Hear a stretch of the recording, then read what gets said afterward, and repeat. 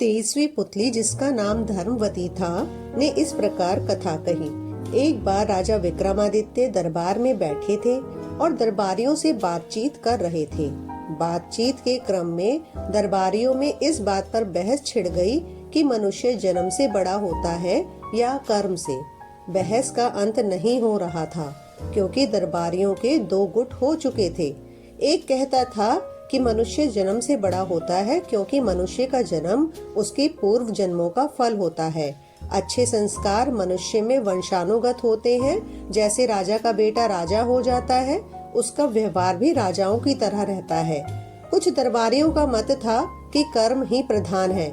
अच्छे कुल में जन्मे व्यक्ति भी दुर्व्यसनों के आदी हो जाते हैं और मर्यादा के विरुद्ध कर्मों में लीन होकर पतन की ओर चले जाते हैं।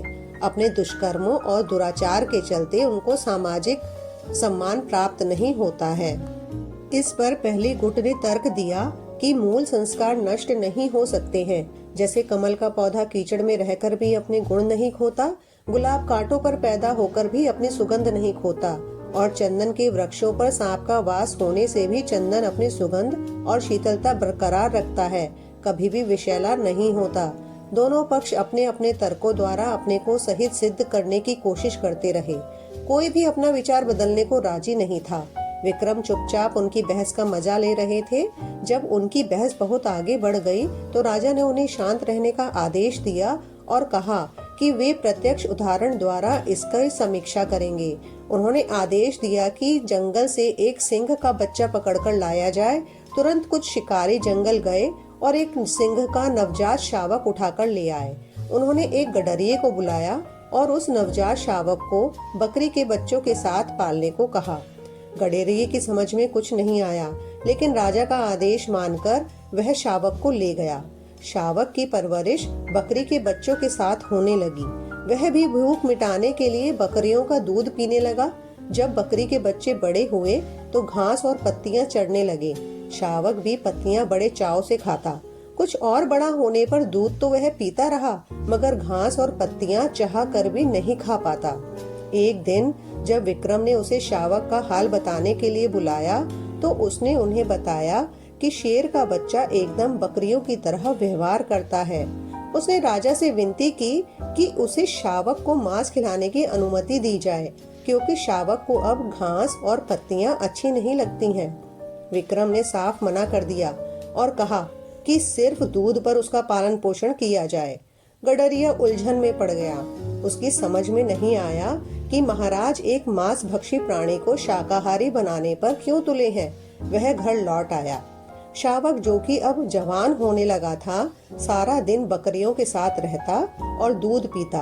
कभी कभी बहुत अधिक भूख लगने पर घास पत्तियां भी खा लेता। अन्य बकरियों की तरह जब शाम में उसे दरबे की तरफ हाँका जाता तो चुपचाप सर झुकाए बढ़ जाता तथा बंद होने पर कोई प्रतिरोध नहीं करता। एक दिन जब वह अन्य बकरियों के साथ चर रहा था तो पिंजरे में बंद एक सिंह को लाया गया।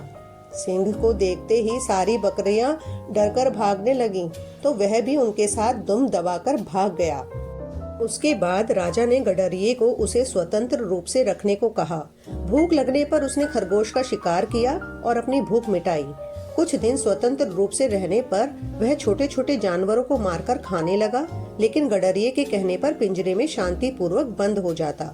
कुछ दिनों बाद उसका बकरियों की तरह भीरू स्वभाव जाता रहा। एक दिन जब फिर से उसी शेर को उसके सामने लाया गया तो वह डरकर नहीं भागा। शेर की दहाड़ उसने सुनी तो वह भी पूरे स्वर से दहाड़ा। राजा अपने दरबारियों के साथ सब कुछ गौर से देख रहे थे। उन्होंने दरबारियों को कहा कि इंसान में मूल प्रवृत्तियां शेर के बच्चे की तरह ही जन्म से होती हैं। अवसर पाकर वे प्रवृत्तियां स्वतः उजागर हो जाती हैं, जैसे कि इस शावक के साथ हुआ। बकरियों के साथ रहते हुए उसकी सिंग वाली प्रवृत्ति छिप गई थी, मगर स्वतंत्र रूप से विचरण करने पर अपने आप प्रकट हो गई। उसे यह सब किसी ने नहीं सिखाया, लेकिन मनुष्य का सम्मान कर्म के अनुसार किया जाना चाहिए। सभी सहमत हो गए, मगर एक मंत्री राजा की बातों से सहमत नहीं हुआ। उसका मानना था कि विक्रम राजकुल में पैदा होने के कारण ही राजा हुए, अन्यथा 7 जन्मों तक कर्म करने के बाद भी राजा नहीं होते। राजा मुस्कुराकर रह गए। समय बीतता रहा। एक दिन उनके दरबार में एक नाविक सुंदर फूल लेकर उपस्थित हुआ। फूल सचमुच विलक्षण था और लोगों ने पहली बार इतना सुंदर लाल फूल देखा था। राजा ने फूल के उद्गम स्थल का पता लगाने भेज दिया। वे दोनों उस दिशा में नाव में बढ़ते गए जिधर से फूल बहकर आया था। नदी की धारा कहीं अत्यधिक संकरी और तीव्र हो जाती थी, कहीं चट्टानों के ऊपर से बहती थी। काफी दुर्गम रास्ता था। बहते बहते नाव उस जगह पहुंची जहां किनारे पर एक अद्भुत दृश्य था। एक बड़े पेड़ पर एक योगी जंजीरों से जकड़ा उल्टा लटका हुआ था। जंजीरों की रगड़ से उसके शरीर पर कई गहरे घाव बन गए थे। उन घावों से रक्त चू रहा था जो नदी में गिरते ही रक्तवर्ण पुष्पों में बदल जाता था। कुछ दूरी पर ही कुछ साधु बैठे तपस्या में लीन थे। जब वे कुछ और फूल लेकर दरबार में वापस लौटे तो मंत्री ने राजा को सब कुछ बताया। तब विक्रम ने उसे समझाया कि उस उल्टे लटके योगी को राजा समझो और अन्य साधनारत सन्यासी उनके दरबारी हुए।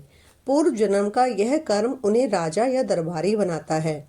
जब मंत्री को राजा की बात समझ में आ गई, उसने मान लिया कि पूर्व जन्म के कर्म के फल के रूप में ही किसी को राजगद्दी मिलती है। ऐसा कहकर धर्मवती पुतली भी सिंहासन में जड़ित हो गई। For more videos please like and subscribe the channel.